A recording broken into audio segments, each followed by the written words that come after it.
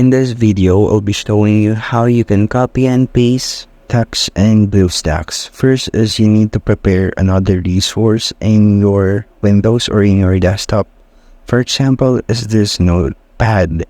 As you can see, I will be typing a text here, and then I'll be pasting it directly into our BlueStacks application.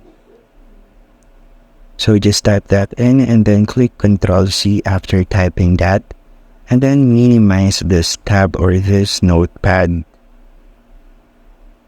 Now I want you to head into the search bar that you can see in the BlueStacks application and just paste the text using Ctrl+V.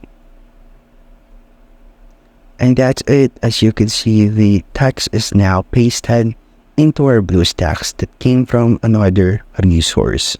Basically, that's it. That's how you can copy and paste a text in BlueStacks, and thank you for listening.